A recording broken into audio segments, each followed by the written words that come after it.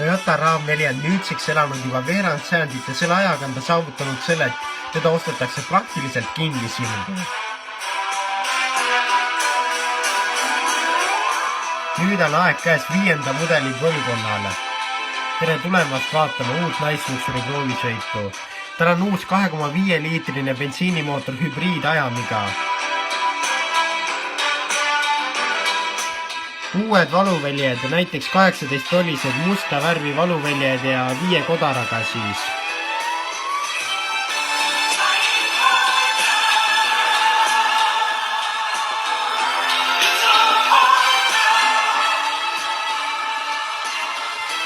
Tema pagasiruumi saab avada jalaviipega. Ja tal on ka siis võtmete sisenemise käivitamissüsteem, 9 kõlarit, panoraamkatus, Jeepi L4-süsteem, 8-tolline multimeediasüsteem, Toyota Touch 2 ja mis on ka uue 6 endale saanud ja olemas on ka nüüd siis juhtmevaba telefoni laadiautos, mis on vägagi heast, et paratamatult on vaja tihti telefoni laadida ja see on eriti hea ka siis, kui sa oled unustanud näiteks laadija maha või ära kaotanud ja siis saad autosse minna oma telefoni laadima. Juhtmevabalt.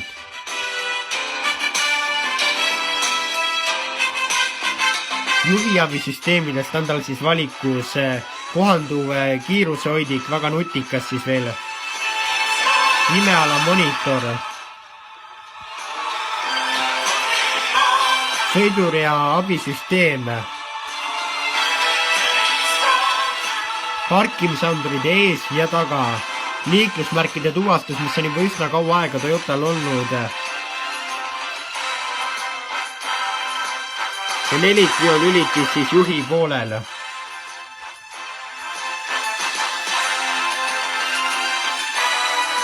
Ja panoraamvaate monitor ka täiesti olemas siis, mis on ka väga kihvt asi.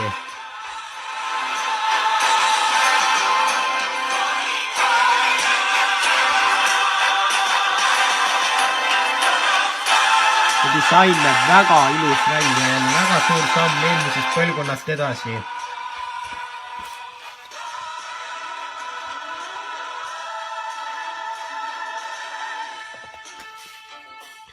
Ja ka interjöör näeb väga kena välja, seal on olemas siis ka mäluga istmed ja muidugi ei puudu ka sealt istme soojendused. Ja väga ilus näeb välja keskkonsool ja väga palju on näha, et on tõesti vaeva nähtud selle kallal.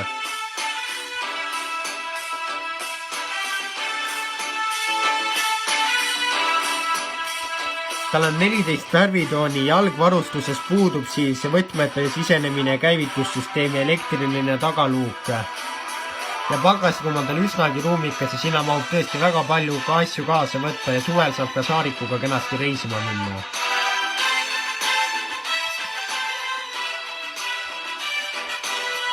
Ja siin on näha siis see digitaalne tahavaatepeegel.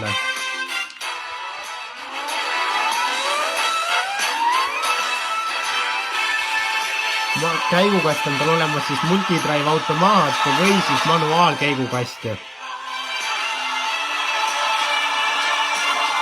Näidikud näevad ka väga kihvtid ja väga elektrilised välja siis hübriidauto kohta ja siin on näha ka selline siis ilus multimeediasüsteem. Ja nagu näha on olemas ka EV mode, mis siis sunnib siis auto sõitma täielikult elektrijõule.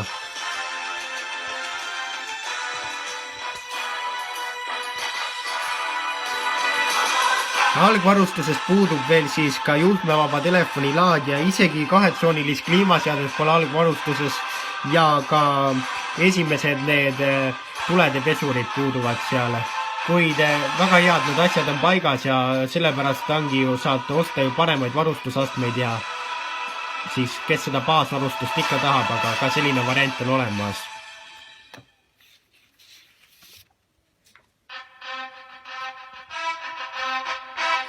Ta teljevahe on 2690 mm ja 2-liitrine valvemaatiku mootorist algab see asi siis pihta ja sellel on 129 kilovatt ja 173 hobujõudu. Maanteel kõigest siis 5,5 liitrit 100 kilomeetrile ja linnas siis 7,8, mis on väga hea, Toyota on aus nende kütusekulude suhtes.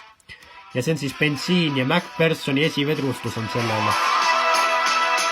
Ja manuaalkäigukasti 4x4, siis on ilus nelikvedu ka olemas. Sama käigukast on olemas ka siis multidrive automaatkäigukastina ja sellel on kütusekulu 5,4 liitrit 100 kilomeetri kohta, siis maanteel ja linnas 6,8. 2,5 liitrine mootor on siis 131 kilovatti ehk 176 hobujõudu, see on siis bensiin ja hübriid, maanteel siis kõigest 4,7 liitrit 100 kilomeetri kohta ja samuti ka linnas. Ja variaator käigukastiga on see.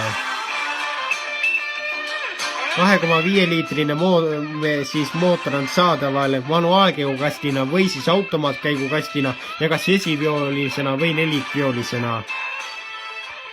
Ja 29 500 eurot on kõige odavam hübriidmudel. Olemas on veel 222 hobujõuline mootor, mis maksab 32 450 eurot. Ja muidu algavate linnad siis 23 400 eurot.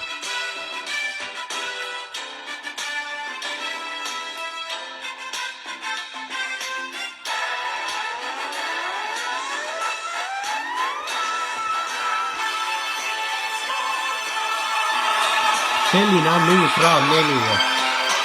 Toyota tabas märklaua keskmisesse kohta taas.